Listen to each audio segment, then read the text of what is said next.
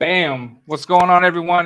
Welcome to the show. You are not seeing things confused, or you're not crazy what you're looking at on the screen. It does say the ominous morning show, but Elliot, this is at night. I know. Today, we're doing things a little different. I have a very special guest coming on today, and so I had to make adjustments to fit the schedule of my guest, and I'm more than happy to make those accommodations because I have a big amazing guest coming on the show, which you've seen in the thumbnail. You know who he is. And so he is the creator of the King Cryptid, which recently fulfilled on Indiegogo and also through his own website. He's also the co-founder and the publisher of Alternate Comics, and you know who he is. You know him. You love him.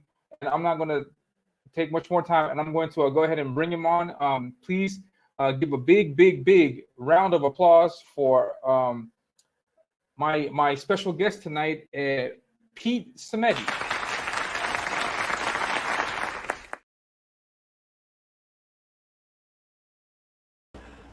Yeah. Wow, What's with going that on, with that kind of build up, Elliot, I thought you had someone else coming on. No, man. No, you are my big guest. You're the guest of honor. You are the man of the hour, and yeah, I'm more than excited and thrilled to have you on. And I can't thank you enough for giving me this time. I've been a big fan of yours, and I think you know this because I've been a follower and a fan of your stream and your shows, and also the comics that you've been putting out for a few years now, and so this is like the first time we've ever had the chance to like do this type of show thing and format, and yeah, really excited, and I got my questions ready, and yeah. So how are you doing? Like, Thank you, man. Yeah, I'm doing well. I'm doing well. It's a little hot here, but it's the summer, so it is what it is. yeah, But definitely. I'm getting busy just putting the finishing touches on the next King Cryptid campaign. So that's what I've been doing the past couple of days. Yesterday was my birthday, so it was I took a little time off for that, but just still No, getting yeah, some work done. yeah, definitely. It's I was just about to touch on that because yesterday was 4th of July, and very patriotic Pete was also celebrating his birthday yesterday. So everybody, please say hello to wish him a happy belated birthday. I guess would be in that case. And yeah, just wanted to Thank you. also say hello to the people in the chat. I got Citizen Ronan. How you doing, man? Thank you very much for stopping by. I got Duck Bacon. And I recently come across Duck Bacon. He's a really good artist, and yeah, I'm a fan of his work as well. Thank you very much for stopping by. And we also got Villa. What's going on, Villa? And and yeah, so I mean, first of all, I just want to say thank you very much. For the awesome comics that you put out. I've must have been like 2 weeks ago that I sat down. I was able to find time to sit down and actually and read all of them, all of the King Cryptid comics, and yeah, this comic in particular is probably the number one comic that was able to transport me back to the 90s. Wow. Everything that you've done about this is great. You've made me feel like a kid again. I hope it's Um, like the early part of the 90s. yeah, yeah. That's exactly when I jumped on the to the comic scene. Was yeah, just at that time when you had these corner boxes, when you still had some books with the text on it. Yeah, just great stuff all around, and you had these coupons in the back of the. I remember these also. I remember Yeah. the mail that you would get and read also. Some of the older comics that I read also had Stan's soapbox, and then some things that the editor himself would like write um, in the book. Also, to a certain annoyance, I also remember the ads that were in those comics from back in the days also. And but yeah, it was great. I love everything that you did with it. I love the character. The lettering is phenomenal. The writing is great. The art, Thank you, man. the so yeah. Just there's nothing. I was looking for things that I could nitpick, but I can't find anything that came across like bad. It's just an excellent comic from start to Yeah. finish. Thank you. Um, Yeah, I try my hardest to make it yeah, that, if it's not to someone's taste, because everything isn't going to be for everyone. But you'd really have to be splitting the tiniest of hairs, and that's fine. I mean, there's things out there that people enjoy that I don't really care much for, and there's things out there that I really enjoy, and there's a lot of people that don't yeah. really maybe care much for them. Everyone likes what they like, so I'm glad that you enjoyed it. Yeah, yeah, definitely. Yeah, that's also true. Like as a creator, or yeah, you just things and ideas that you have that you want to execute, but then again, it's not for everybody. Yeah, so yeah, definitely. But this is exactly around the stuff that I came across. Yeah, Um, yeah. I mean, I was hoping that this would resonate with people on some level. yeah, It's got monsters, obviously, King Cryptid. But it's got monsters, some sci-fi. There's action, adventure, horror. There's all kinds of different elements to it. It's mostly, I call it, how there's sword and sorcery. I call this monsters and mystery. yeah, So it's that kind of a book. But I'm glad it has resonated with a bunch of people, and hopefully a bunch more even find it on this next campaign coming up, because I got a lot of issues to tell. yeah. So I was thinking about that and reading throughout all this, and yeah, my probably one of my biggest surprises was your the amount of knowledge that you have as a writer to just talk about so many things in relation to cryptids. Is that like just like a personal thing that you like? As is that is cryptid and monsters like your I kind mean, of thing, or is that like be- because in some cases there's writers that do the work and do the effort of yeah. like investigating and researching and learning about something, but for some people there's some topics that just come naturally. Like how does that work with you? Mine's a little bit of both, I guess you could say. So I've been interested in things like the paranormal, cryptids, UFOs, whatever. Anything that's unknown, unexplained, I've been interested in that longer than I've been interested in comics. Although it's not that much longer, because I've been interested in that stuff for a really, really long time, since I could read anything or watch anything. It kind of is what got me into comic books. And I think the unknown element of it and the supernatural element of it really got me into various superhero books. And especially when I was growing up, I loved uh, Spider-Man at that point in time had almost a Mm. horror element to it. Like McFarlane was kind of bringing that in there. Uh, I loved Ghost Rider. I loved Sleepwalker. Remember Sleepwalker from Marvel? Jeez. Yeah, So I loved all these different kinds of characters, and they always sort of skewed more to the paranormal. I loved X-Men because of that, because they all had these supernatural, unexplained things, and they would go to space, or they would have these crazy government cover-up type stories and whatever else. Fantastic Four, same thing, all these different things within science fiction. DC, I liked a couple DC books as well and DC characters, but I had always gravitated a little bit more towards Marvel when I was a kid, getting more into DC later on as a teenager. But the paranormal stuff, the unknown stuff, the monsters, all that, I mean, I've always been interested in horror. I've always been interested in all of that. So when it came time to come up to do my own book, and finally have the time to be able to do that, because I've had so many ideas over the years, but being a publisher really, all of that took a back seat, and a very far back seat at that. But finally having time to do it, I knew I wanted to do this kind of a book. I wanted to do this sort of thing with this kind of subject matter, following the adventures of one particular character, who they meet along the way, friend or foe, whatever it may be. But then there was this overall larger story. But I knew I also wanted to tell episodic style storytelling. Very similar to the stuff I grew up with and the way that most storytelling was for a very long time, whether it was comics or TV or whatever. We've kind of gotten away from a lot of that in modern yeah, times, and I feel that's to a detriment. I think that's why so many things nowadays are more apt to get canceled so quickly. Because if you're not hooked right up with the plot, that's it. You're checked out.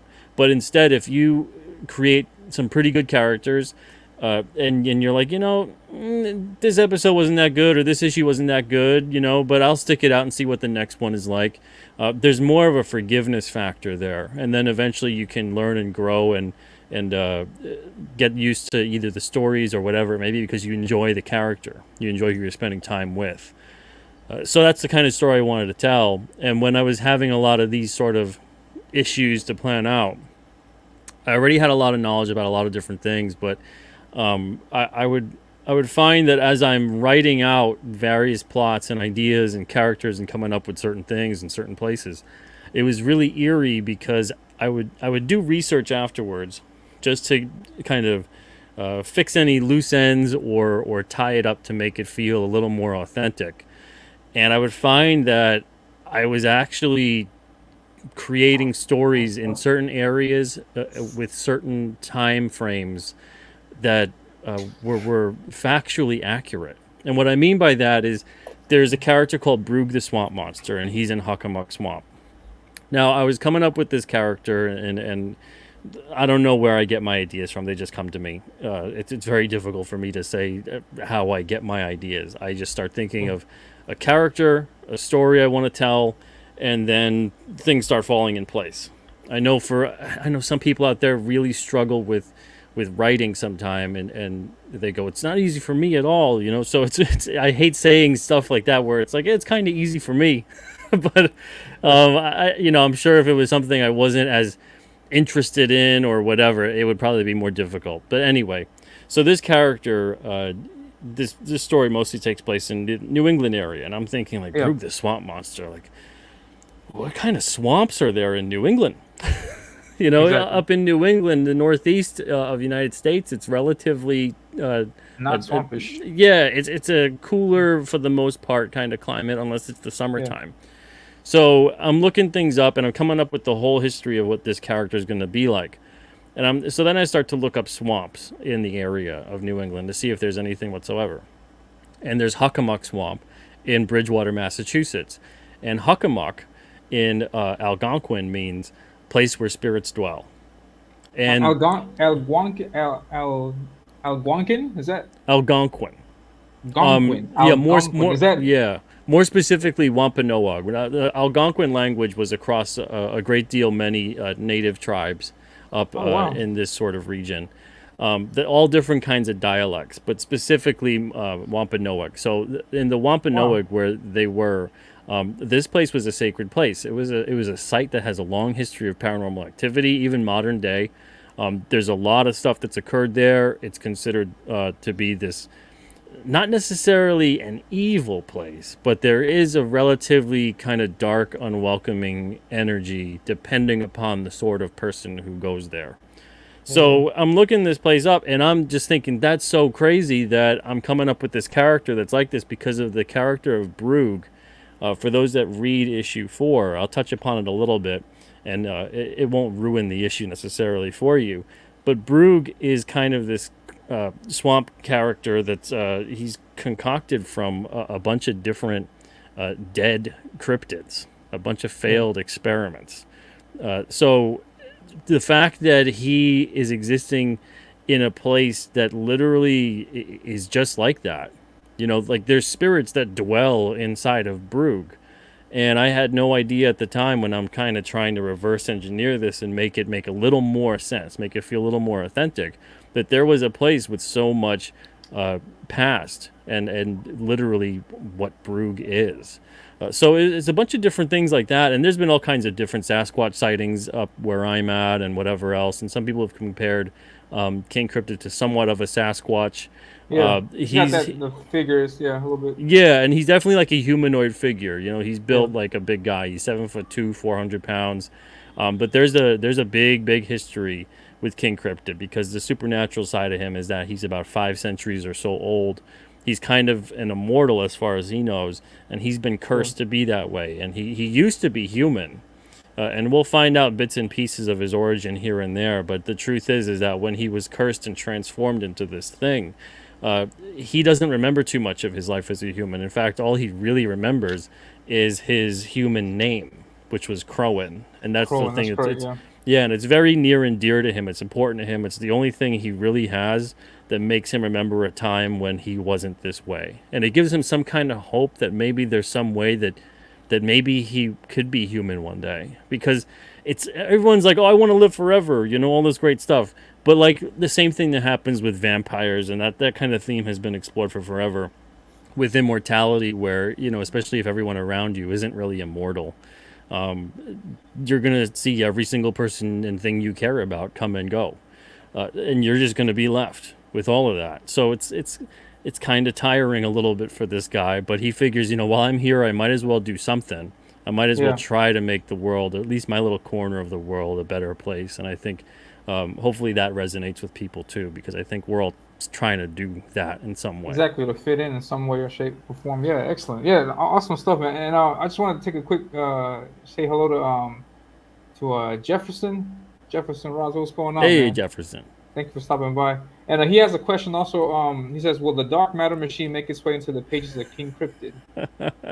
Someone had sent me a dark matter lamp about Oh, 2 years nice. ago, and it was Oh, very well. strange, very, very strange. And we had a couple odd things that occurred over the course of the weekend that thing was in here, and I had to Yeah. dispose of it. And then Oh, wow. the weirdness has happened.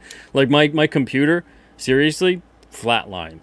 Flatlined. I had to completely restart everything, reboot the entire Oh, thing all wow. over again. We had a couple weird electrical occurrences occurring, like lights flickering, brownouts, like things like that, just for no reason. For no reason. As soon as that thing came in here, and there was a weird vibe, a weird energy. I don't know if you ever sense an energy off of anything.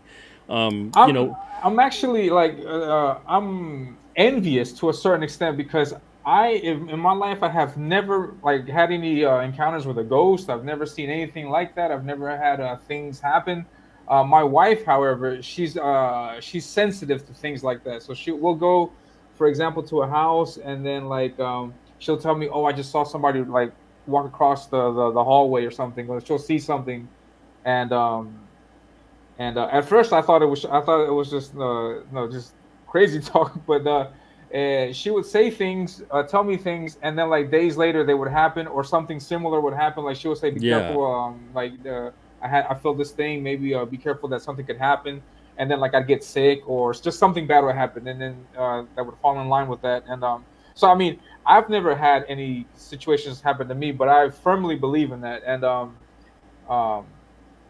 and yeah, so yeah, I'm totally on board with the things that happen like that. So yeah, I could imagine the yeah. dark matter machine doing it stuff. I'd it freak out. yeah, it was weird, and I didn't want to touch the thing, Yeah, we got rid of it, put it in a box, and chucked it into the garbage. And but crazy. Jefferson, no, it's not gonna it's not gonna make its way into the Oh pages of King Cryptid. man. But there's gonna be all kinds of other things that make its way into the pages of King Cryptid, but that specifically, Sweet, no. nice.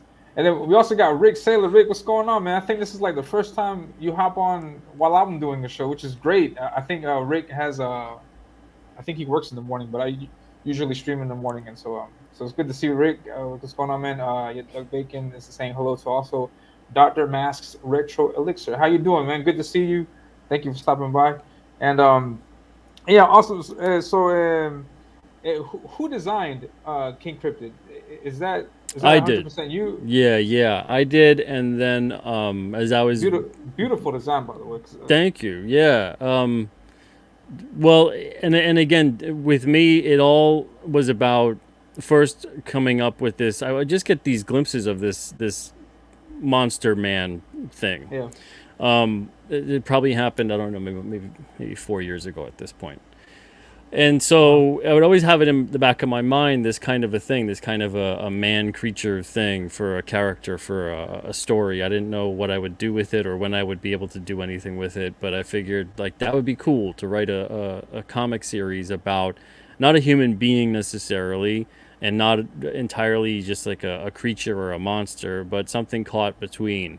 And so this kind of design, this silhouette was always running around in my head, and eventually I just sketched it out, and it was a little bit different from what you see here. He yeah, had a bit of a shorter beard, shorter hair. He was closer to the crown was a little bit shorter as well, and it was always going to be that the crown was bone. It was attached to his skull. It's not a crown that he could take off. And then he had some kind of a thing that made it look like it was a cape, but what it really was basically wings, and that the wings could envelop him and whatever, and it would be part of him, and it's technically like an organic cape. And he's a big guy, and I know I wanted to have, 2 fingers and a thumb, so he'd have like hands like this Yeah, and like a all that kind of turtle. stuff. Yeah, yeah. So I knew I wanted to do that with him, and I wanted to work in some kind of supernatural element on top of that, and that's what the moonstone is. That's in above Yeah, like his third eye, right there, in the centerpiece of the crown area. And I knew I wanted to have all that kind of stuff. So I was sketching that out and refining that, and I didn't have a name for him yet. And as I'm doing that, I just keep thinking of because silhouette I think is very important in character design.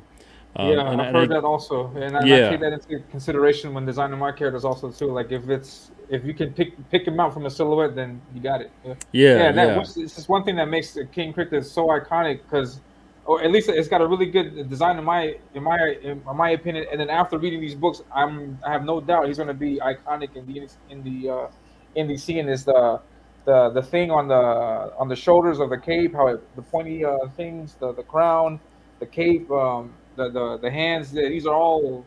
It's very easy to pick them out in the silhouette. And I think excellent design. yeah. Thank you.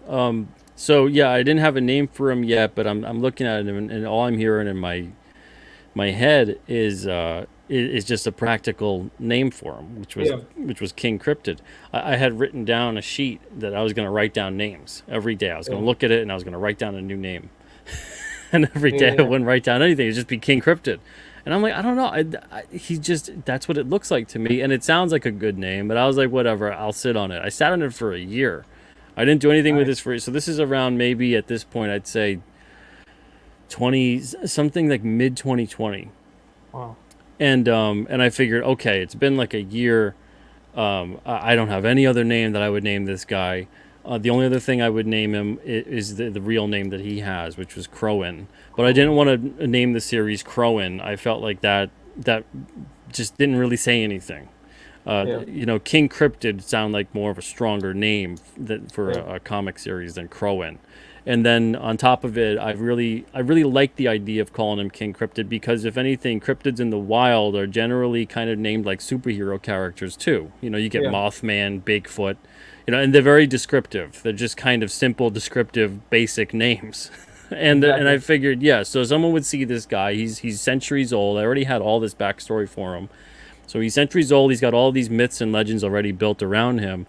And for the longest time in Native American Indian culture, he'd be referred to as King Cryptid in whatever Yeah. dialect that it was.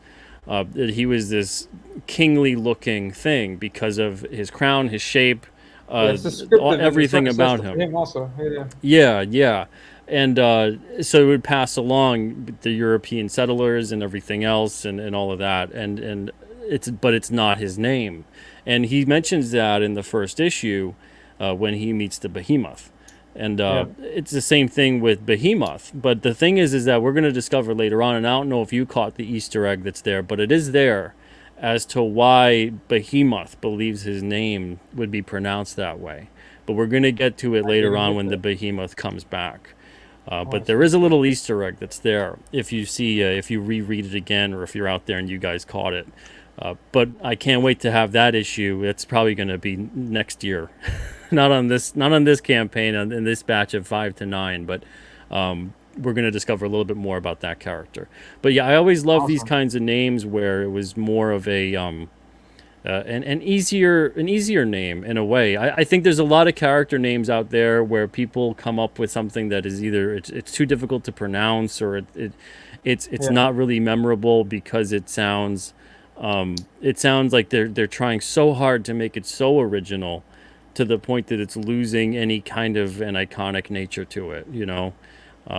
But I got lucky with King Cryptid. It just kind of flowed out and it stayed and it's caught on. So I'm grateful for it. Yeah, that's a big challenge. I'm surprised that you sat on that name for a year. I had Yeah, something similar. I had something similar happen to my characters. Because I think about the same things that you just mentioned. Like it has to be catchy. It can't be too complex for people to pronounce. It has to even sound good when you pronounce it. It's got to roll off the tongue. And I was and like I kept thinking of names for my characters also, and then it have to hit on those at specific points. Otherwise, I'd have to think of something else. And the name for a character speaks a lot of that character. So yeah, Yeah, and I that's love awesome. the idea too that it automatically makes people's imagination start going wild because they go like, Yeah, "Is this why is he a guy? king? Yeah, Is he like king of yeah, the cryptids? yeah, yeah, Like well, what's exactly. his deal? And it automatically makes you start asking questions. And some people maybe think that that would be a bad thing, but I think anytime you start engaging with something and you start asking those kinds of questions and you start Yeah, wondering and it makes your imagination work, that it's great. And if anything, in yeah, issue 3, we kind of poke fun at that because there's this character, this kid Jeff, who he's like a full blown skeptic, or at least he likes to think he is. He thinks he's smarter yeah, than his older brother, and he's making fun of him and his friends because they're so into all this stuff. Yeah, yeah. And Jeff's like, what is he, like king of the Bigfoots or something? Why is he called King Cryptid? And so he thinks that the whole thing is just dopey and weird, and their friends are yeah, all crazy. But then the friends are all explaining all these different things they've heard about King Cryptid and why they think maybe the name is what the name is, yeah. and so it works itself into the story as well, which I think, especially Alex in that issue, man, he did such a great job with the art, and really Yeah, doing and an awesome job with those kids. yeah, I was when I came across indie comics and just for the most part, I've been in the scene, I guess you could say, for like the last 3 years, not too long. My journey really started after the pandemic began because we were locked up. And so when I came across most of these books, I noticed that most of them are graphic novels, and it was completely new to me because I had stopped reading comics when they were like this, with newsprint. And I think at the time that I had stopped, they had just made the transition to this glossy paper, Mm. and so like those were the comics that I remembered. And when I came to the comic scene, I saw that there were graphic novels, and I was hesitant to jump into it because like why is it so long? Why are so many pages? But I see why creators do it, and I enjoy it. I have a greater appreciation for it now. Um, but yeah, these self-contained episodic stories is exactly what I remember, and I was always asking myself like, how is it, or how could a creator? Because when I started learning about the whole mechanisms for creating a comic, I understood that it took time to pencil, it took time to ink, it took time to color, it took time to letter, it took time to put a whole thing together. And so I would see that these campaigns would take 6 months, 1 year, and I would wonder how did Marvel do it? Like, how was it that back in those days they were able to push so many books out a month? And I think that, and I firmly believe that you have stumbled upon the formula for that because with King Cryptid, you already put out 4 issues, Oh yeah, each yeah. self-contained story, and the way that you did it was to rotate your artists, and I Yep. thought that's just a phenomenal idea. I really enjoyed it. I jumped into the book not knowing exactly what to make of that. Like how would the difference be? Like what's the point of having different Yeah, artists? understandable. But Yeah, it's a but risk. no, Because no. if well, the thing is, if you're going into it and you're hiring an artist willy nilly just because, and you're not really playing up the story to their strengths, it could Exactly, yeah. get really bad. So you No, could have all definitely. these dramatic inconsistencies. You could have an artist that really should do horror and they're doing superhero, or an artist that really shouldn't draw kids and you've got them drawing kids because kids are difficult to draw. Yeah, I've yeah, said it before a whole bunch. There's people out there that are tremendous artists, really really great. Some of the all time greats, but yeah, then they'll draw kids and the kids look like these frightening tiny adults. yeah, yeah, yeah. They Definitely. just they can't really draw kids. Yeah, So you got to make sure you're getting someone who understands that kids look the way that they look, especially to translate that in a drawing. But yeah, I made sure to get the artists that I felt like their style really suited the story in particular. yeah, And the same thing with issues 5 to 9. I'm doing the same thing again. But the thing that's great with the stories being this way, and it's a little bit more on me to make sure that they all tie together and they all work well when being told, is that if like let's say in a practical sense you want a certain artist and that artist goes, oh well, my schedule for next year is packed, maybe the year after.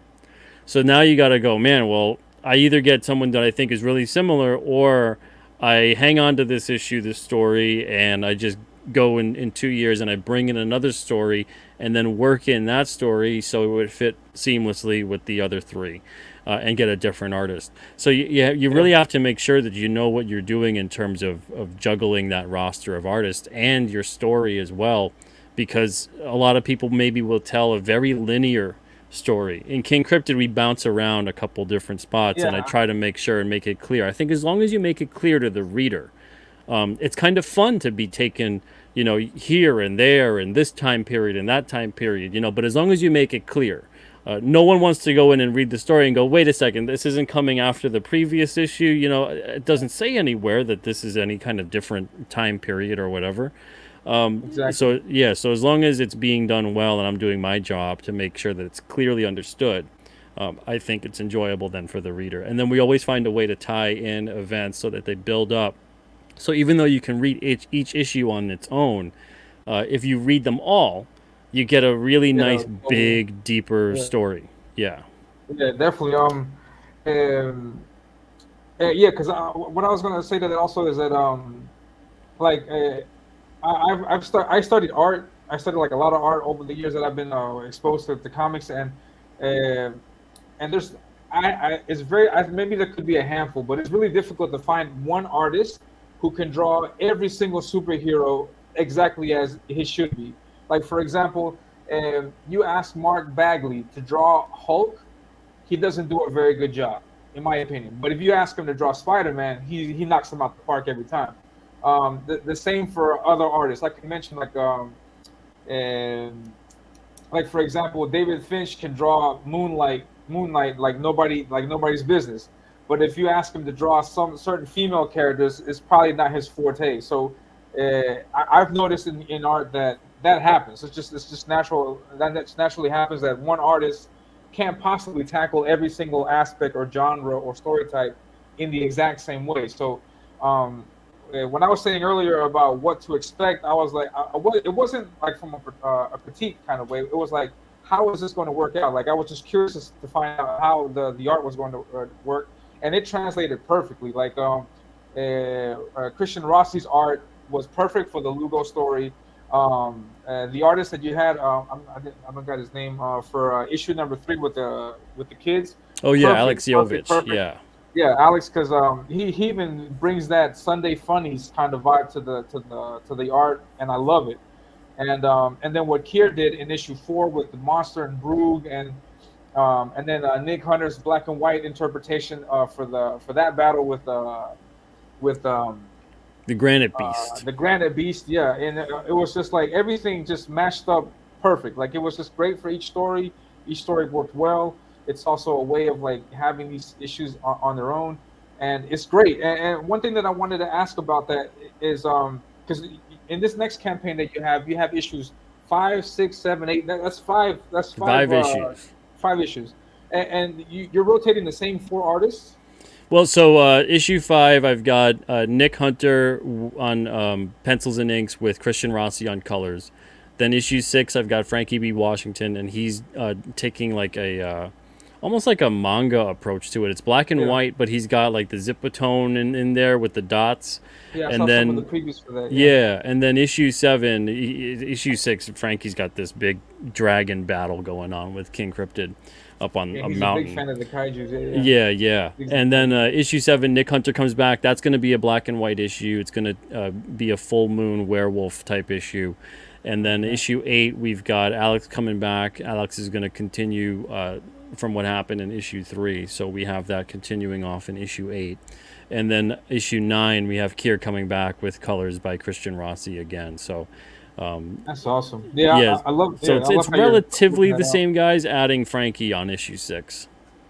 Awesome. Is there a possibility of bringing other artists on for? Oh yeah. Again, it was one of those cases of I had asked a couple people to see what they could do for this year, but they were all busy for this year, and I was like, all right, I'm gonna go back to, because I loved working with all 4 of those guys from last year, and I figured, let me go back and see what they're up to, and we'll continue along with some of those stories. So that worked out.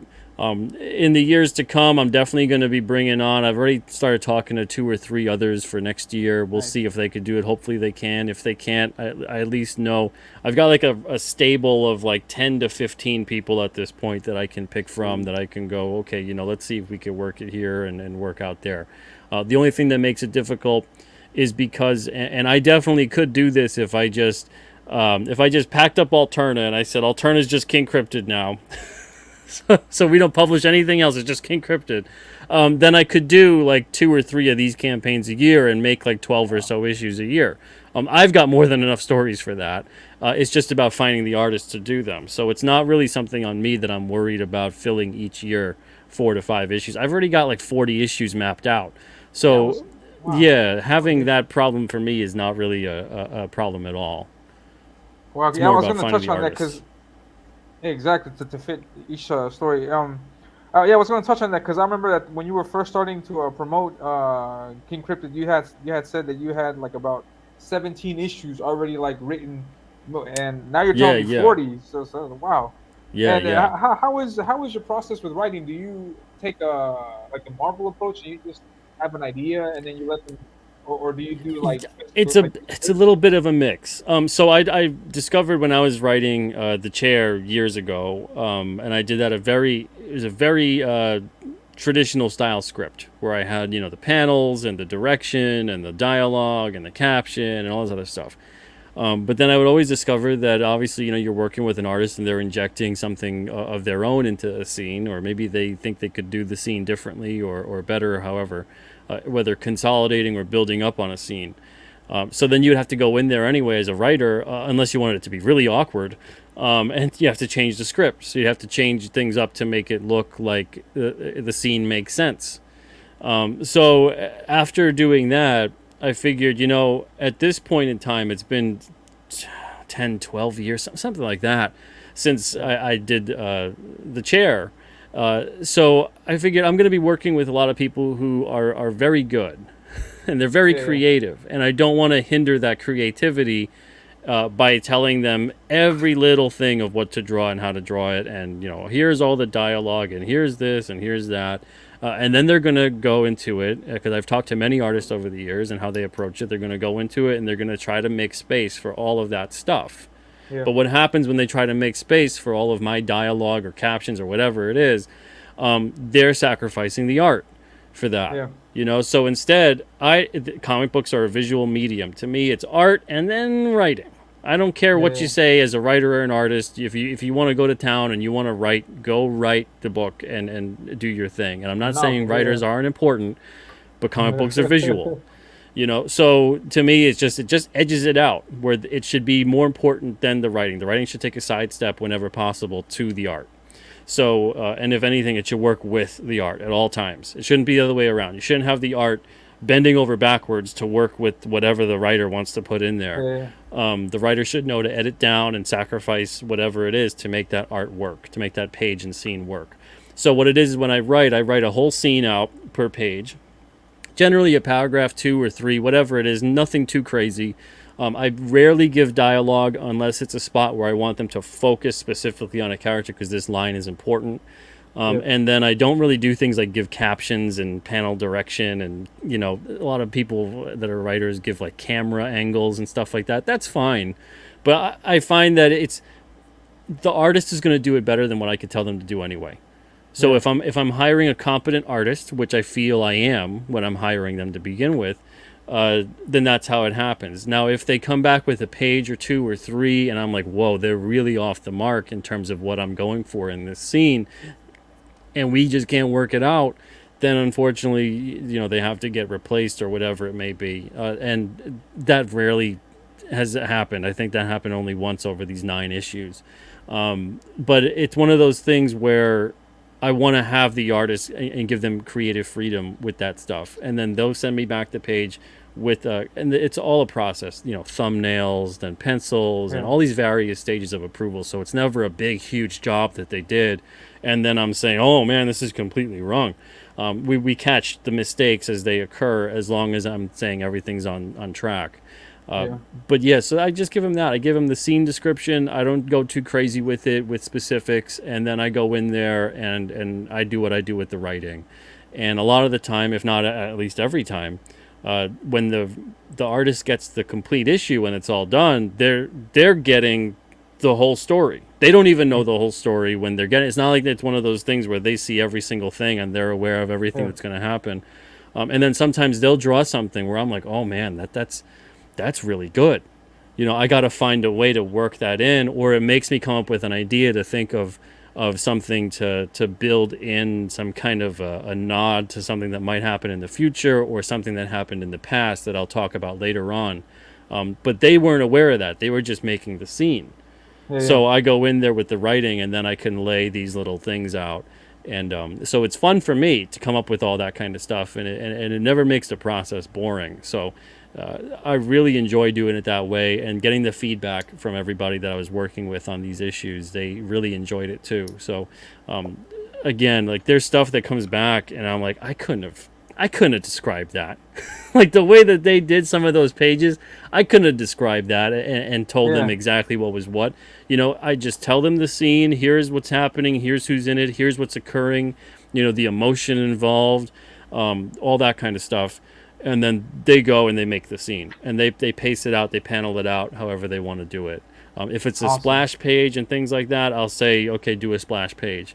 But it's very rare I give that kind of direction on the script. And in fact, actually, I have the scripts available for those that wanted to. Yeah, the script book, They were on the campaign, definitely. and they'll be on the campaign again.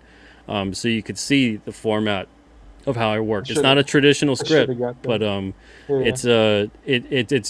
it's like you're reading like the story, but you're not getting the specifics in terms of what the speech is, what the dialogue is, and things like that. But you still get in essence what the story is. And definitely, I definitely see that, because I've been a follower, for example, of Kier Covington's work, and I've seen the art that he posts, and he does big splash pages, double splash pages, 4 pages, even in some cases. And when he was announced that he was going to be the artist for one of the artists for King Cryptid, I was like, man, that's going to be great. And I was like thinking in the back of my head, I'm assuming there's going to be a double page spread somewhere in there. And he came through big time. And so I look at it, and I was like, yeah, this is definitely this has got Kier all over it. And that speaks to what you were mentioning earlier of like giving the artist that freedom, because when you constrict them too much, it even stiffens the art. Like, it just doesn't work as well as it should. And kudos to you on that, because I always hear of stories of artists clashing with writers because they want like a gajillion things in one small tiny panel. And crazy. That definitely didn't. None of that happened with making King Cryptid. Yeah, the pages are just beautiful. Like the splash also with this one that you had on the campaign. Just awesome stuff, man. So much energy in it, and good stuff. And I wanted to say hi to a bunch of people that have hopped on. I want to say hi to Crystal McGee. What's going on? How you doing? And Dr. Mask says, he's like, he's been a subscriber for a while, but this is the first time catching me live. Thank you very much. Like usually I do my shows in the morning, so hopefully I'm not throwing people off too much by streaming at night. And he says, I've said it before, but the last King Cryptid campaign was a class in how to run a crowdfunding campaign. Pressure is on, Pete. Yeah, definitely. I don't know how you're going to top this next one, because I remember in the first one, it's like every 2 or 3 days ago, there's like a full moon. We're gonna still have we'll still have that. We'll still have the full moon and new moon specials. Yeah. And for those who don't know, King Cryptid's powers ebb and flow with the phases of the moon. So his moonstone there gets recharged with the light of the moon. And we're going to address that in 2 issues about what happens when, even though the moon's out, one of them is going to be it's a night of a full moon, but there's some pretty serious cloud coverage because it's a bad storm, and what happens. So it's not just because the moon's out. The moon has to be actually, the light has to actually hit him. For him to actually recharge. Otherwise, his recharging of his powers and how strong, how fast he heals, etc., that really gets messed with. So on the night of a new moon, when there is no light whatsoever from the moon, there's no hope for him to recharge his powers, and his powers dissipate. Now, each phase of the moon is 3 days. So we're going to have this time around instead of a 24-hour thing for the new moon and full moon, we're going to have the 3 days. So we're going to do the full 3-day phase of the moon. This way, hopefully, it gives people some time to get these exclusive type perks too.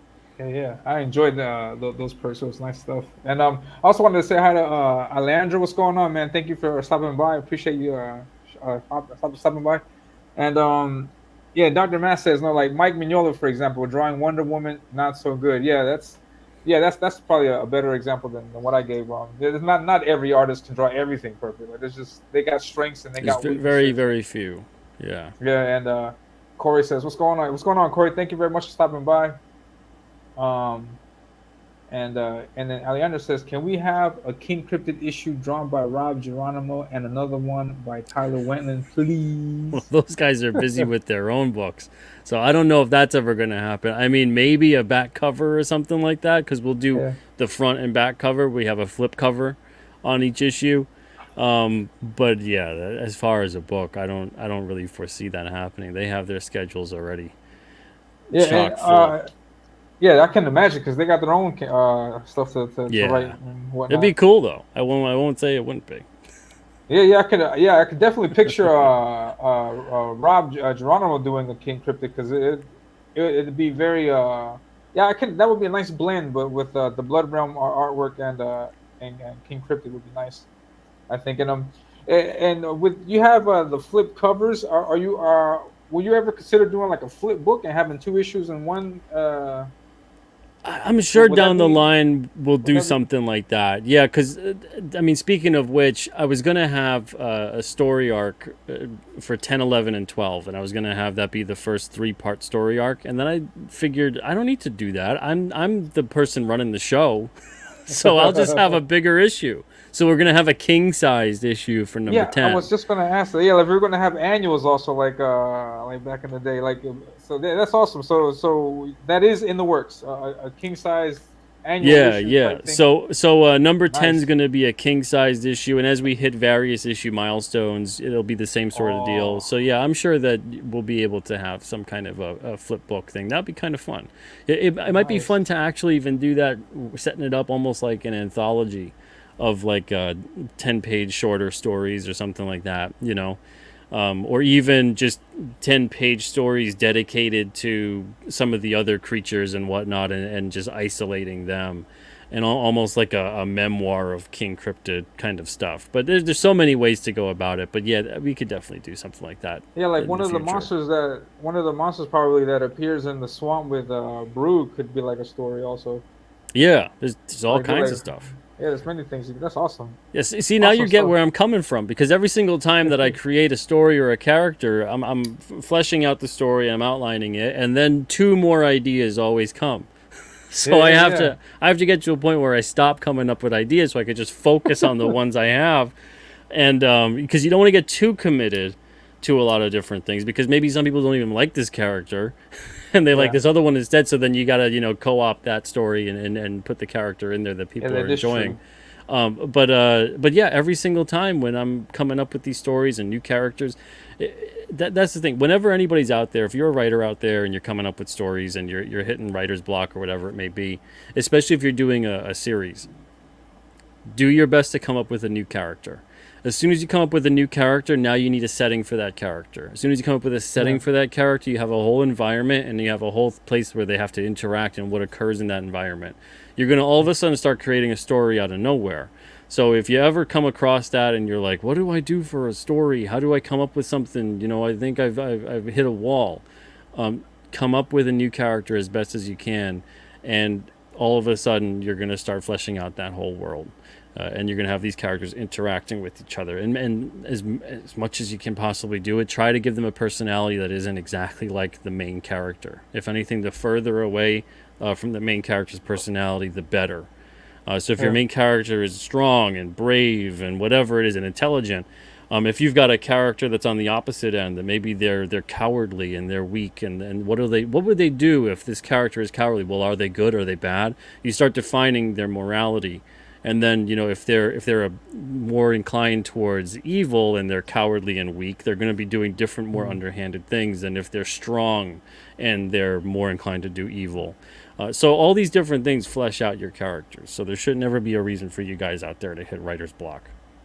Yeah, definitely. Yeah, especially that's the thing, that you've got a character that's just so rich in many different aspects, and there's so much you can do with it, and it's awesome. And I can see that from coming up with ideas isn't much of a difficulty. But what would you say would be what has been your biggest challenge with creating a King Cryptid and working on the campaign and the comic in this first? I mean, honestly, the biggest challenge has been which ideas to not utilize at this point, or maybe ever.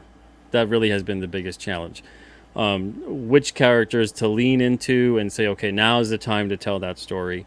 And then obviously the biggest challenge has also been that when there's stories that I really want to tell, but I can't tell everything right away, and you can't overwhelm the story and vicariously the reader by all of a sudden dumping everything into one issue, and you're not really fleshing anything out.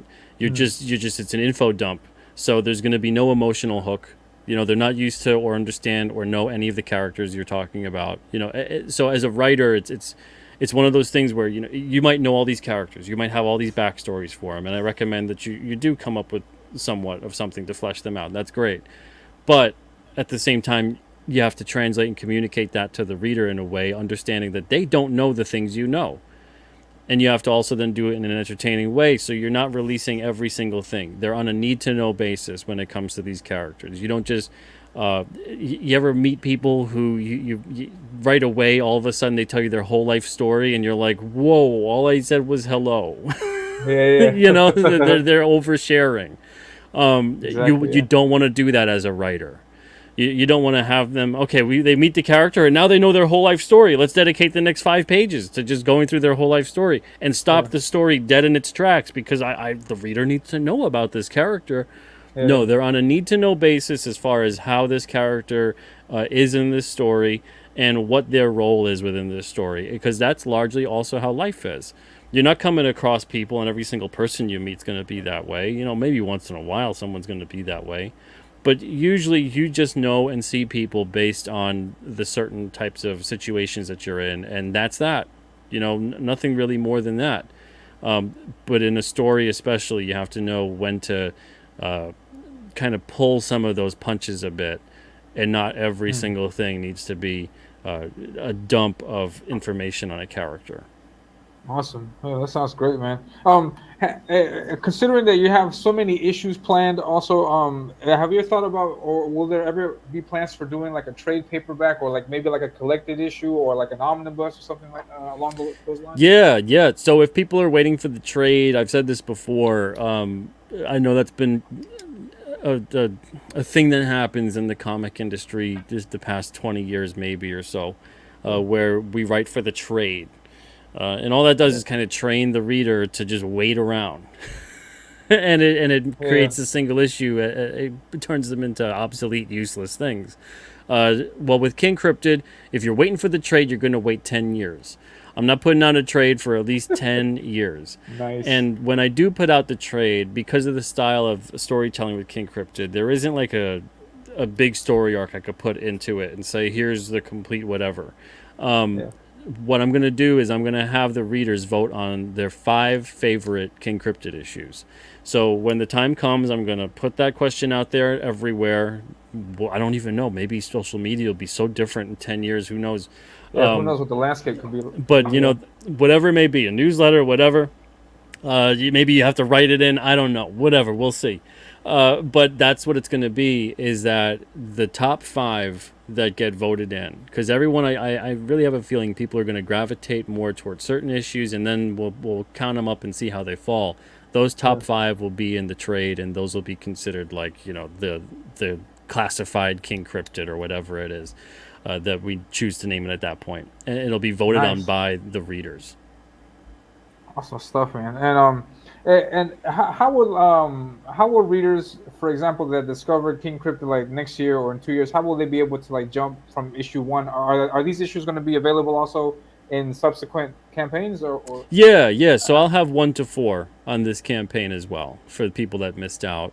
And I ordered. I'm ordering a bunch more of all yeah, of these issues so I can have them for future campaigns. So I I don't think I'll run out of 1 to 4 for at least like 3 to 4 years or so, with how nice. many that I ordered. But we'll see.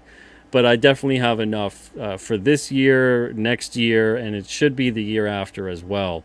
Wow. Yeah, so if anybody missed out, they can always come on the campaign and catch up with everything. And then if one day they do all sell out and that's what it is, and that's what it is. I mean, there's always eBay, I guess.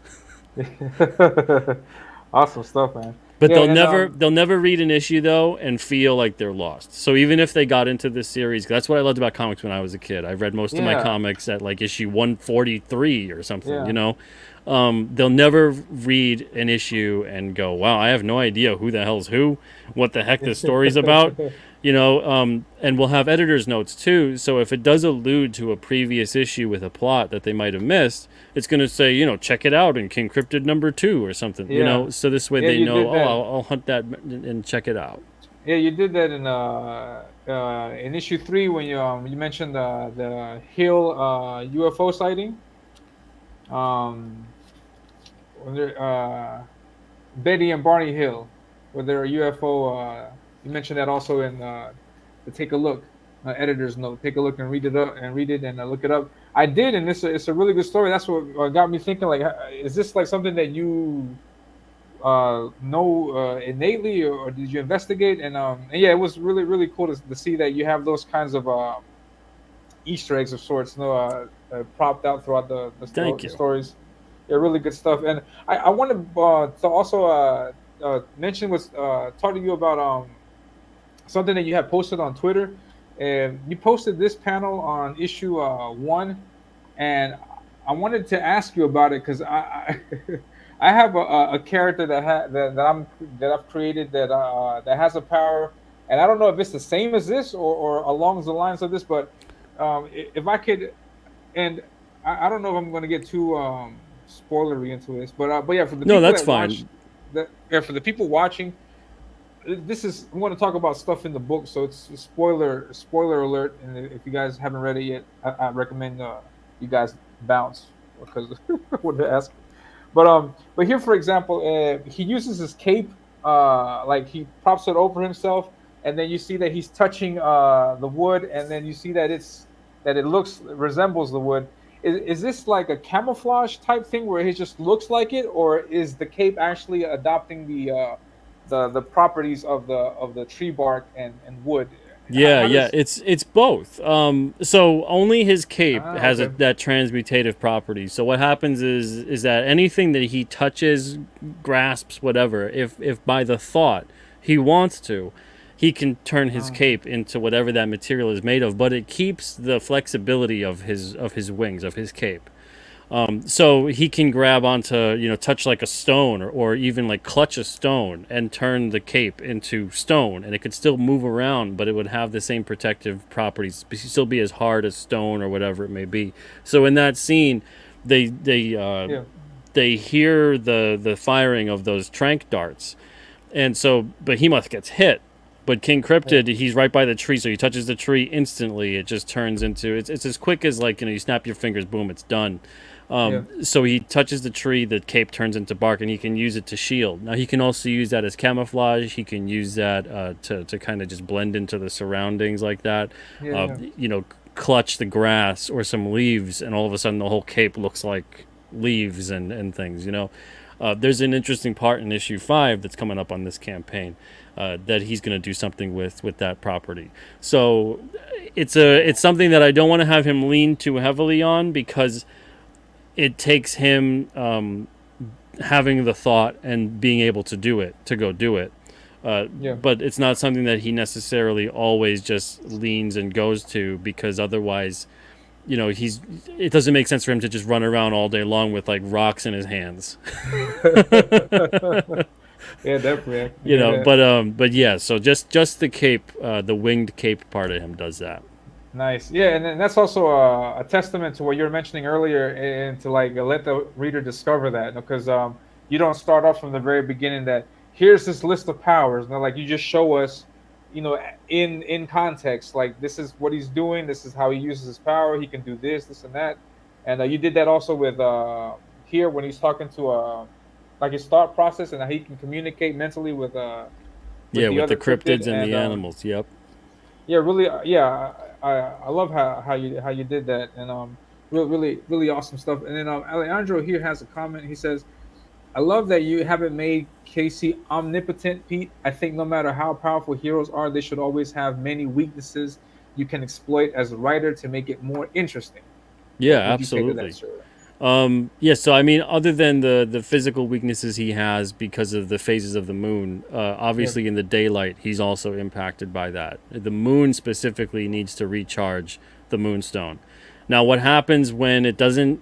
He doesn't recharge. He doesn't get those moonbeams to that moonstone. It basically what happens is what he went through in the first 100 years of his curse. The Yeah. first 100 years of his curse, he didn't have the moonstone, and we're going to touch upon that a little bit. We mentioned that in issue 2 a little bit, but when the phases of the moon come along, like the new moon, and they don't recharge him, what happens is that his body reverts back to that cursed feral state, and that's how he was. That was technically the curse that was placed upon him. Mhm. The curse wasn't like you're going to be the super strong immortal beast guy.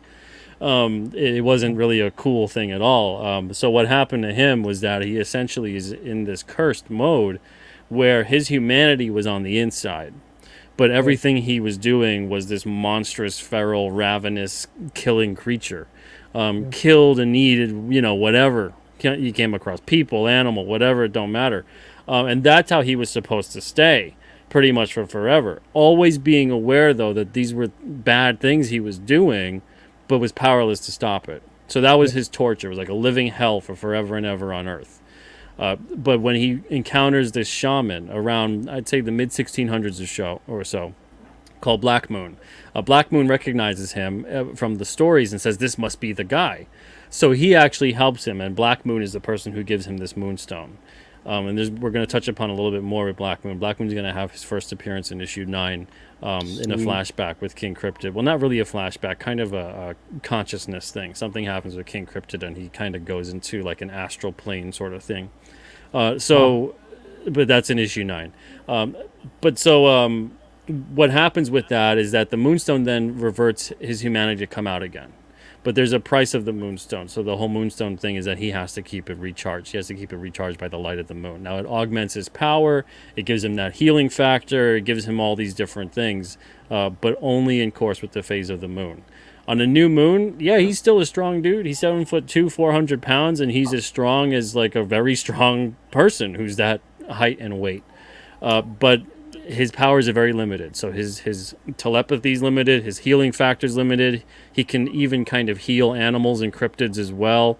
Yeah. We haven't shown him heal people or anything yet, but we'll touch upon a little bit of that in issue 7. So he could do various things depending upon the night of the new moon, but the more he expends his power, the same thing that happens in the daytime, the less of the chance of him having it recover. So he needs that moonstone to constantly recharge him, like it's a battery, the moonstone. And if he's not Yeah. plugged into the moon, it's like a solar cell, but Yeah. it's a moon cell. So it's a lunar cell. So instead of that happening, he dissipates and he loses power and he gets weaker. And eventually, when he hits bottom, that's when he turns into that feral creature. And he doesn't get out of that until the moon charges the moonstone again. So there's a lot of different things that come to play. Alejandro also mentioned something about the Yeah. cape turning into stone. And so, okay, so if he chooses something, let's say he chooses that tree bark or stone or whatever it is, and it gets broken. Let's say the granite beast comes along and wallops him. Yeah. That's a big reason why he couldn't turn into stone or whatever, but it's also a reason why he didn't bother trying. Because he knew that he wasn't going to be able to take a hit from the granite beast and survive that. So he just figured, I'm going to try to dodge as much as I can and talk this guy down. And that happens in issue 2. But if he gets it broken, what happens is that it does break. It breaks. So he Oh wow. doesn't. Yeah. So again, depending on the power of the Moonstone and how charged up it is, it affects his healing factor. It affects all of that. So if he turns and it's using up his camouflage type power or whatever it is, and something happens and that those wings get cut or broken or whatever it may be, depending on his situation, he's not going to heal too fast. Oh The wow. thing that will heal him up completely every time is him going back to his lair. And that's where in issue 2 we go all over that in terms of this cosmic spring that heals him up because of the minerals involved in it that come from outer space, basically. Uh, Sweet. so there's all these crazy minerals in there that recharge and revitalize him and crank up that moonstone to like these levels again. So if he's in desperate need, usually like on the night of a new moon, or he's very injured, he goes and he rests in that, and then he can be revitalized again. But yeah, he'll come up against some pretty tough things that beat him up pretty bad, and he'll need help to even survive. So we'll have a couple issues down the line, especially one in particular where it is a night of a new moon, and he needs this guy to help him out, and the dude puts him on his motorcycle and Oh wow. drives him back to his lair, and like just kind of like shoves him and dumps him back into the cosmic spring, and because he's dying, because he went to help him out and he got shot up, and it was a new moon. But King Cryptid being King Cryptid, he knows that if he can help, he's going to try to help. He's not going to do something and sit idly by. But he pays the price for it sometime, and he Mm. manages to survive at the sometimes impossible odds. But he meets some friends along the way that appreciate it. And I know by the time the issue comes out, people might be thinking, man, you're spoiling an issue. Well, by the time that issue comes out, you'll forget all about that. Yeah, yeah, that's true. Yeah, definitely, definitely. And Alejandro also says he'll be putting out his own comic in 10 years too. I'll be compensated. Yeah, there Yeah, you go. see, he's in the same boat that I am. I'm working on mine also, and then it'll probably be 10 years before I get mine, before Hey, I get slow and mine steady. finished. Yeah, yeah, it wins the race. And he also says, does he have normal red blood in his body? Is that something you can say? Yeah. His blood's red because He says, but he anyway, needs oxygen, and that's the thing too. He doesn't have a nose. I mean, he used to have yeah. a nose, but he doesn't have a nose now. And we touch upon a little bit of the reason of why in issue 10. Oh wow, crazy. And he says, but anyway, I'm so on board with the comic. Yeah, I look forward to see where you take it. Yeah, definitely. I'm also on board. I'm a big fan of King Cryptid. I enjoy it. I enjoy his design. I had so much fun drawing him also. And for the people that were able to get the physical books, I appear. I make an appearance. Here I am. And I want to Yeah, there thank you you go. once again. Yeah, well, thank you once again, Pete, for giving people such as myself the opportunity to put ourselves out there in front of bigger crowds, and and yeah, it came out great. The ad came out great. It looks really nice. I like the artwork, and I was glad somebody else used it, and the video was really cool, really cool. And thank you once again for that opportunity. Yeah, It no doesn't problem, always man. come up, Thank you and for taking out a spot. yeah, definitely, definitely. And Jefferson says, I like that issue number one is a full moon. At max power, and issue two is a new moon at its weakest. Great way to get the reader on board with his. Yeah, See, yeah. the Put him in King these different Cryptid readers are situations. smart. They're a smart Yeah, bunch. yeah, definitely. And I also had a question. Is it possible, or I don't know if it's possible or not that you could like cross other cryptids into a King Cryptid comic? Like for example, Bigfoot, Chupacabra, Yetis, Loch Ness. Could you do that, or is there some kind of Oh like yeah, yeah. No, copyright thing they're not that owned couldn't? by anything. Yeah, Oh wow. there's no necessary trademark on things like that.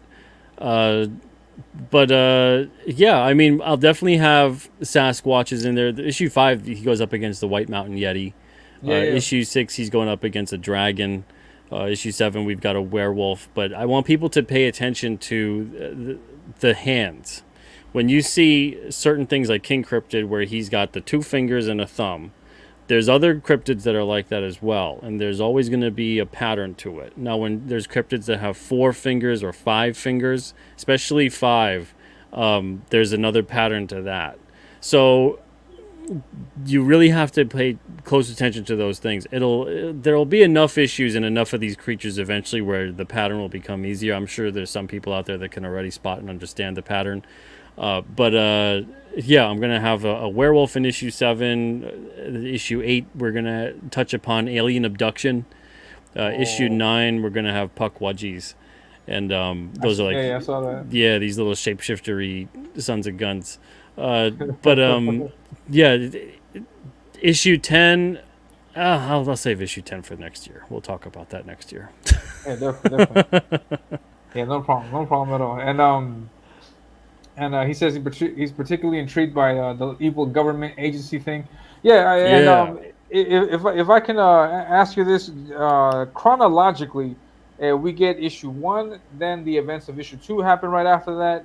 Then issue 3 is something completely different, and then we're back on board with issue 4 chronologically. Is that correct to say? Yeah, that's correct. So issue 3, while it does happen chronologically, still the main events of issue 3 are a flashback to 1984.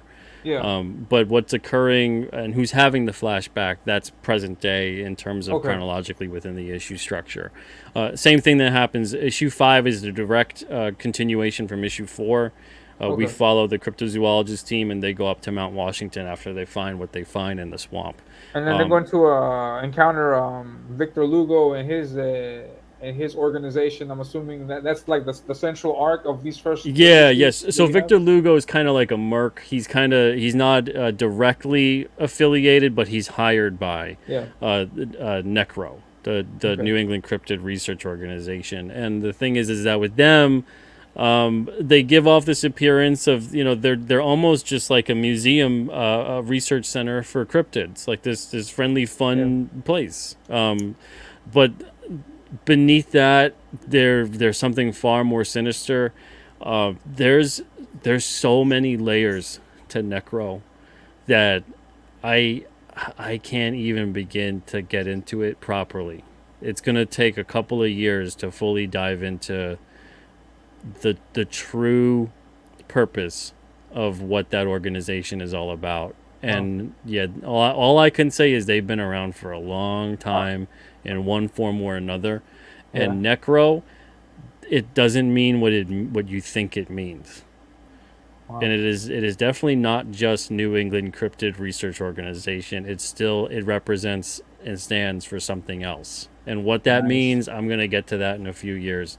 But it's been around for a while.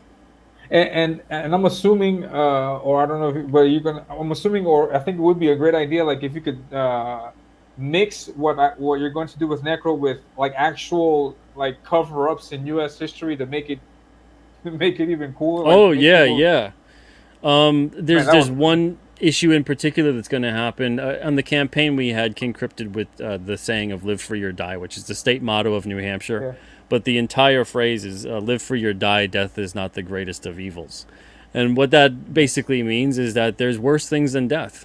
Yeah. To live a life in captivity, imprisonment, not able to do what you want to do, never being able to be free in any way, shape, or form. That's a living hell. So King Cryptid, those words, not just because he lives in New Hampshire at this point in his time, but they mean something to him on a deeper level because of the fact of he knows what it's like to experience that it's like he can't, as far as he knows, he can't die. Because even when that moonstone happens and whatever, he goes back to that cursed state, and he can't die. His cursed state will literally not make him die. He will run around and kill and eat whatever to remain alive. When he's not in that state, he doesn't really eat. He lives off of the energy of the moon, and he doesn't really need to do those type of things. But when he doesn't have that, he eats and kills whatever he can get his hands on. And he's done a lot of killing in those 100 years where he was in that cursed state. But so for him, we're gonna have a flashback issue one time where he's actually helping out during the American Revolutionary War. And he is what inspires John Stark to have that quote and to say that. and by telling him, because he's helping them out during the course of that time period, because he sympathizes with their cause for freedom and trying to escape tyranny and have a better life for people, etc. And he actually helps out John Stark's men during this one battle. And when they part ways, John Stark makes a remark to him, and King Cryptid comes back with, there are worse things than death. And Nice. that kind of gives John Stark an idea for that quote, that Crazy. freedom is so important, there are worse things than death. And he kind of relays that to him. And that's almost like we play a little historical fiction with the King Cryptid series, too. Yeah, I love that. Yeah, I love that. That's awesome, man. And everybody's on board with the government conspiracy stuff. For example, Dr. Matt says, "Me too. Some of my favorite X-Files are the government conspiracies." Alejandro says, "I bet Necro has been around for ages." Dr. Matt says, "Some of the worst things happen in research centers," and yeah, that's agree. definitely, yeah, that's definitely a lot to unravel there. And is it possible, for example, that you can tie like, since you're going back in history, would it be possible to like get King Cryptid to tie into like alternate history, like maybe had something to do with like an issue or a comic or an IP from earlier, from back in the day, or well, the having closest like appear in the background in the the Blood closest Realm, or... he's gonna get into, because there's rights issues involved, because everyone at Alterna owns their own thing. Okay. But the closest we're gonna get to that, and I guess it's because I technically would own the rights to him, would be this little guy, Timey Tim, and Timey Tim is he's a being that is kind of part of. In the universe of King Cryptid, he is the being that is the physical embodiment of time itself. So there's going to be one issue where, he takes on this form, and he basically is stuck. So time has frozen in this one issue, and it's because this Timey Tim here, he is stuck in this temporal vortex. And so King Cryptid actually comes upon this creature, whatever. I don't even really know how to explain him properly, but this physical embodiment of time, and there's a story that comes from that, but we're not going to get to that story again for years and years. See, that's what I'm talking about, when you have all these different stories, and then it's like, but I'm not really going to tell that for like 5 or 6 years. That's awesome. Yeah, it's just crazy, to talk about all these possibilities, and then one day look back and then get to see these things actually manifest. Will be great stuff, man. Oh, great work. And I think I had another question. I forgot what I was going to say. So I take it that you're 40 issues deep into King Cryptid. I take it that there's no room for getting other writers to also work with King Cryptid, or at this point, I wouldn't be comfortable with it, because I don't think that anyone knows the character as well as they should just yet. Yeah. I think once we get around that 10-year mark, then I can start. There'll be about 50 issues out at that point. Then I could toss around the idea of having like an anthology, or even doing something that's like almost like an Alternaverse. Elseworlds, what DC used to do, an Alternaverse kind of thing, where there's an anthology with these different takes on King Cryptid. It's outside of continuity or whatever. So that's an idea I've had, where I could do that eventually one day, but I don't think anyone knows the character as well as they should yet, that I think that they'd be able to properly write the character, or write the character in a different way enough that it would feel removed. So that's the only reason why I would really say no. But I mean, I honestly don't really plan on hiring other writers to do in continuity kind of issues. Yeah. And some people have asked as well, would I do spin-offs of some people, like certain characters, would I do more spin-offs? And all I would do, honestly, was just keep it King Cryptid and just make more issues, and just feature that a character predominantly more around that kind of issue. The big influence for me with all of this in terms of storytelling style has been all those comics I've ever loved, the animated shows that I've loved, like Thundercats, Batman the Animated Series, all these kinds of things where you can enjoy an episode wherever you start them at. You can start in the middle of the series and it's still like, oh, I enjoy that episode, it was good. There's all these different sorts of things with storytelling that don't really happen as much anymore. but in King Cryptid they will. So Sweet. if people are into that, I think it makes it an easier experience too. And then on top of it, you get that larger overall plot. And no matter how complex it seems like it's getting, we're always still going to be having these overall issue plots that revolve around what's the situation occurring today, and what's King Cryptid up against, and who's he meeting within this issue, what's happening. And sometimes we'll bring back characters, and then sometimes we will have new characters, and then we'll have maybe new characters also being introduced to older characters, so there'll be someone meeting up with the Behemoth or Granite Beast or whatever. There's so many different ways to play the series out, and a lot of these characters have so much room to grow, and there's so many more stories to tell. So it's never going to come to a point until we get to like issue 500 or something where I think I'll feel like, I don't know, maybe I've told everything I could tell, But there's no reboots in this. There's no metaverse. Thank you. There's no multiverse thing either. Nice. No Thank multiverse. you very much. Yeah. So even though we'll touch that, upon, because oh my lord, because even though we'll touch upon things like time, and even like an issue or two that revolves around time travel, I'm never gonna have this kind of thing. I got my whole explanation for time travel that I'll talk about in that issue. But I'm never going to have this thing that all of a sudden, oh, well, then this happened and it created this whole other thing. No, it's going to be that time is what time is. And if anything, time is so fleeting and it is so fickle that there isn't a multiverse aspect. So there's not like, another King Cryptid in another universe and another thing or whatever. In this universe, and I also believe this as well, there is one of each being. Now, does that mean that there isn't a being that's similar to you? Does that mean that there aren't other worlds? Does that mean that there aren't other universes? No.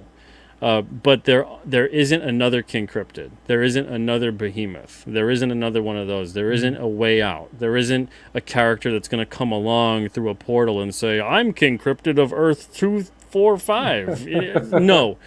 Nothing like that. King Cryptid is King Cryptid. There's no multiverse. Yeah. Oh man, thank you very much. It's so annoying. It's like a really like a cheap way of like it's so cheap writing. Yeah, because there has to be some kind of limit. Like it can't just be anything you pulling out of the sky. Yeah, you can't just constantly every single time something happens or you write yourself into a corner or whatever, or you're like, oh no, we killed a character that people actually really liked. Don't worry, there's multiverse. No, nothing like that. That was actually like one of my few nitpicks of Stan Lee from back in the early issues, because it was I was reading some of the earlier Fantastic Four issues, and it was like a MacGyver series where like you are aware of the Human Torch's power, but then suddenly he in this one particular issue he had this one power that could help him do this one thing that they had to do, and I was like, that's pretty cheap. I didn't know that. That they write things specifically to get out of a tough spot. That was like the stuff they would give you the no prize for and things like that back in the day, that like nowadays, and they'd be like, oops, we're just trying to tell the story or whatever, but now they've become so obsessed and with continuity in terms of wanting to incorporate it into everything, but then at the same time hating continuity and wanting to dismantle it from everything. Because it restrains them. Yeah, and because of that, I think it's given birth to this multiverse nonsense in comics, because then it just explains it away of like, oh, well, that's the reason why, because there is a multiverse. Even trying to like tie in like all the different universes with, well, that happens in the animated show and that happens and they're all different universes. No, how about you just make the comic is the comic, the show is the show, the movie's the movie, and that's that. And then if you found you killed off a character by mistake or whatever it was that maybe the people were upset about or whatever, and you're like, man, we should bring back a character that's kind of like that. There are so many ways to do it without turning it into multiverse. Yeah, but, exactly. That's such a thing nowadays. Yeah, and without knowing it, or I think even if they do know it, like they completely kill what was unique and special about that character. Like, there's Spider-Man's not unique anymore because like everybody's Spider-Man. Anybody can be a Spider-Man. So they go crazy with it. It kills it sometimes. Yeah, and And thank you very much, Pete. We're going to wrap up in a second, but there's two questions that I wanted to ask, and I don't want to because they're kind of like a little bit personal. Okay. If it's too personal, please you don't have to answer. But one of my questions, because you're the co-founder of Alterna, you're the publisher of Alterna. You have so many titles under your belt that you have to work with. I know you that you do fulfilling. You also, like, for example, if people shop on the website, that you physically do the shipping, the boxing, and then you do that work. And I'm curious, just curious, is do you have a day job, or is Alterna Comics is something that you dedicate yourself entirely to? Okay. So first, I want to Is clarify. I that am I without? am the founder of Alterna. Oh, yeah, I'm not the co-founder, as I far am as I sorry. I'm know. sorry. I misspoke. I misspoke. But so I just want to let that be Yeah. clear. But no, I don't at this point. I don't have a day job. Alterna is my day job, Okay. so it's not like I have a separate job or anything like that. Okay. Because I was The wondering, like, I don't first know how you can make that work with the all that stuff. Yeah. first 6 or 7 years, I don't know. Memory's a little foggy with it at this point. But the first 6 or 7 years, I worked like two, maybe sometimes three jobs, depending on part time and full time. Mm. But as well as running Alterna. Alterna was very new at that point, and we weren't anything close to as busy as it is now. And so yeah, to get things up and running, I did Alterna mostly just at night at that point in time, and or maybe days off or whatever. But I see people all the time that they beat themselves up because they have a day job and they don't feel like they're a comic creator unless they're doing it Mm. 100%. And everyone gets to where they got to be at different points in time. Don't rush it. Don't beat yourself Yeah. up. If you're, it's one thing if you're not giving it your all. If you're giving it your all and you're doing what you can and you're doing the best you can do and as much as you can do, no one can ask more of you than that. Be a little bit more Mm. patient with yourself. I see a lot of people out there beating themselves up about things like that, and don't do that. It's not going to help you get anywhere faster. That's for Mm. sure.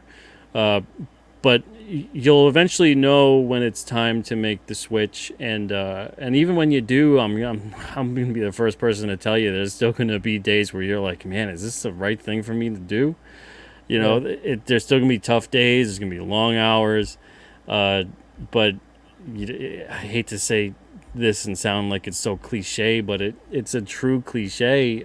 If you're doing what you love uh, every day for the rest of your life, you're never gonna work. You're never gonna feel like you're working. It's Yeah. just gonna be this thing that you're like, I'm doing it because this is what I do, Yeah. and I you're gonna love enjoy it. every moment of it. Yeah. And if you get away from that, if you get away from feeling like it's love, if you get away from feeling like there's joy in it for you, take a step back and reassess what's making it not so joyous. Yeah. And it's always good to reassess. Take some time, maybe once a year, twice a year, whatever, to see what is it. Are you doing everything you could do? Are you doing it right? Or do you wish this was different? Mm. And analyze and try to see if you could course correct and get back to where you were. But Awesome. yeah, so yeah, the first 6 or 7 years, I worked like 2 to 3 jobs at the same time. Man, that's crazy. Yeah, because I see like all the things that you do, and I was like, how does it make that physically possible? Because I mean, it's just so much going on, and so yeah, that that was my personal doubt. And then also, yesterday was your birthday. You said you were going to celebrate it like by eating lots of pizza, and and just I'm just also curious. Um, and with also that you have the setting for King Cryptid in New England. Are you from New England? Because I get this New York vibe Oh from yeah, you. no, I'm from New York.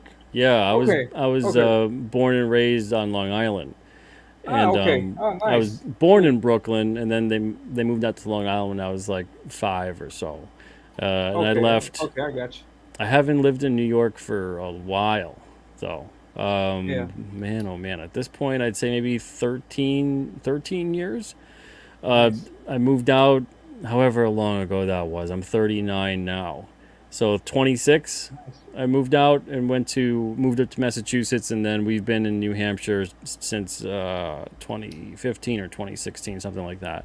New Hampshire, though, man, the first time I ever visited up here, especially going up to the White Mountains, I think something came into me that day. Some kind of energy came into me that day because seeing Yeah. the mountains, being in the area, it just felt like home. New York never really Sweet. felt like home. Oh wow. Yeah, it's fine. That's where my family is for the most part. Yeah. But it never, I never felt like I belonged there. It was something always that just like, you know, you get two magnets and you put them together and they just keep fighting. You It know, just that's what wow. it felt like, the energy in New York. And anytime I visited, I'd feel the energy difference. Just crossing Yeah. over the bridge, I'd feel like the negativity and the just, it was weird. It's a weird feeling, you know, and it's hard to describe. But in New Hampshire, as soon as I had visited the White Mountain region, and it's called the Granite State up here because there's so much granite. And granite has a very long history, actually, of having these kinds of properties with various energy. It's very interesting. Go look up the history of granite and all the uses of granite. And I Nice. think that probably why there's such a paranormal history up here too. It probably attracts a great deal of weird things. Um, but yeah, it was a very different vibe up here, and I can't picture ever leaving at this point. Sweet. It's a great state, and like for instance, when I lived in New York, other than owning a sports jersey, I didn't own anything that says like, you know, I love New York or whatever. Yeah. Half of my clothes are something about New Hampshire now, because I just love the Nice. state. Yeah, I've got like hats with Sweet. New Hampshire on it. I've got like, I just love the vibe. The people up here are great. Um, yeah, it's been such a different experience.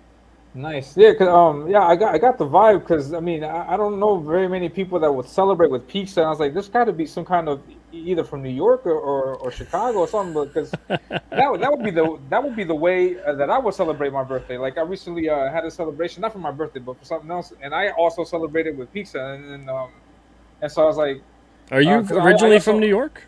no, no, no. I live. I was born in. I live and I was born in Lima in South America. But I lived from I would say what like 4 or 5 years of when I was younger in Paterson, New Jersey, and I actually have Oh wow, wow. yeah across the Hudson, and I actually have family members that still live in Long Island by Glen Head and Glen Cove, and and That so was so like yeah like 15, 20 minutes from where I grew up. yeah, yeah, yeah. It's and so yeah, I grew up with that environment, and that's why the turtles mean so much to me because like I felt like when I was watching them reading and the TV show and the movies when I was growing up, like these are the guys that I could just like see down the block because like the sewers were there, like the pizzas there, the like everything. They Yeah. listen to hip hop. You would see people walking down the street with boom boxes, and that was like the aesthetic that I have from New York and New Jersey, and and that I hear you talk in the streams is like there's something northern about this guy. I just had that curiosity. I was like, and so yeah, that's cool, man. That's awesome.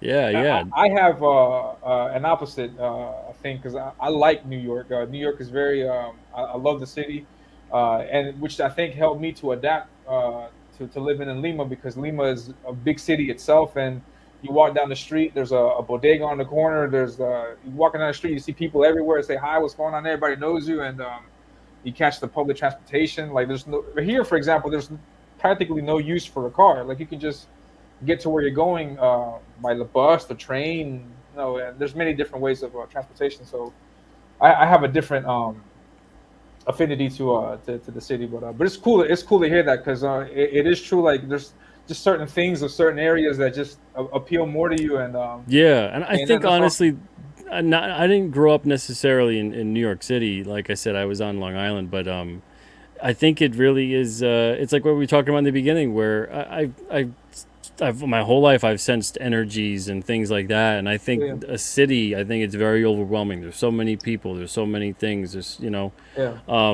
and I'm very sensitive to that kind of stuff, and I've always been. But up here, it's a very different kind of energy. It's a different kind of Calm, vibe. It's calmer. Yeah, there's more nature around here, and I've always gelled better with that kind of sweet. atmosphere. That's awesome. And Alejandro has one last comment. He says, "I am the first person who spotted that little Tiny Tim guy in issue 3. Remember that, Pete, on my show? I'm so Oh proud of yeah, that." Yeah.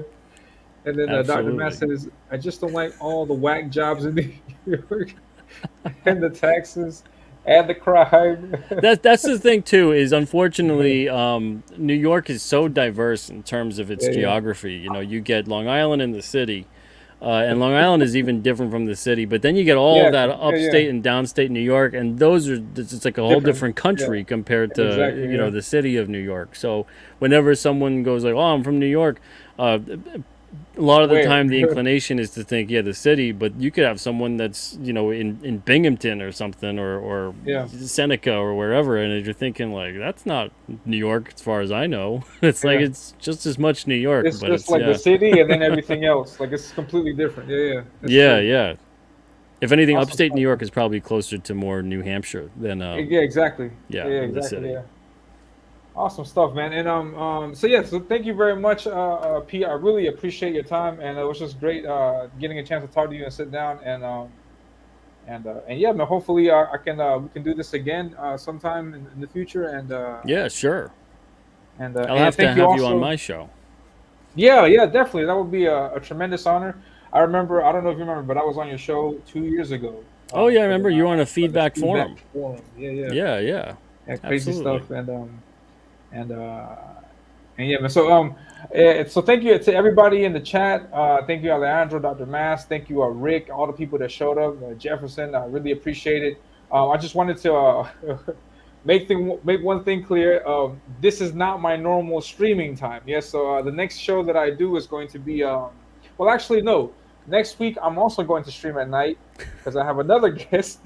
But my show is in the morning. I promise my show is in the morning. But but yeah, thank you very much. And also, I want to announce, if Pete, if you don't mind, just a second. Oh I yeah, wanted sure. to announce that my short 10-page comic is currently available. I have a comic that I worked on the last few months. It's 10 pages. It's not a lot, but it's just a small just a small exposure to what I'm planning to do with the comic that I'm working on, and it's currently available. It's only $5, and it's just right for the moment. It's just in digital format. So I'll send you the file. You can hit me up in PayPal. There's no crowdfunding site. The book is already done. Is finished. So it's just a matter of like just hitting me up in the DMs. I'll shoot you the PayPal. Then I'll shoot you the link, and then you can enjoy it. And and if people allow me, if it's okay, I would like to show you the trailer. I showed this last in the last stream last week, but I'll show it again, and we'll end it with that, and then hopefully Pete, you can stick around for just a little bit longer, and so yeah, I wanted to show the trailer, and yeah, so let's check it out.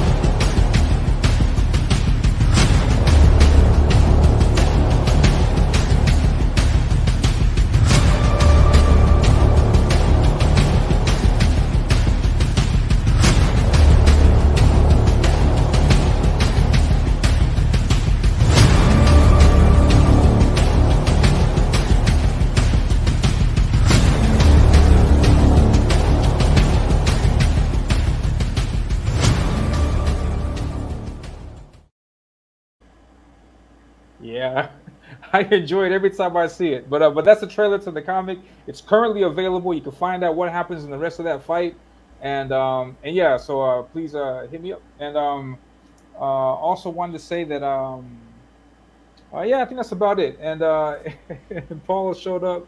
Yeah, I'm about to finish, man. I'm very sorry. But yeah. So thank you very much, Pete. Is there anything that you'd like to say before we dip out? I mean, not in particularly, but if you guys haven't yet, go sign up for King Cryptid number 5 to 9. It's going to launch on Indiegogo and on AlternaComics.com on July 8th at 2 o'clock Eastern. So if you already signed up to the Alterna Comics newsletter, you're going to receive that notification. If not, go sign up there. If you're going to back on Alterna, if you're going to back on Indiegogo, go sign up there. But thank you guys so much, and it's been great talking to you today, Elliot. Appreciate Awesome. it. Yes, it's been a tremendous pleasure and an honor. So thank you very much. And then that'll be all for us today. And I'll catch you next week. I'm going to have Mr. Bancroft on the show also, and we're going to talk about the Lucids and jump into that. And then the week after that, we'll jump into my normal morning show streaming time. So thank you very much to everybody. That's enough from us. We'll see you later. Have a great night. Take care. And we out.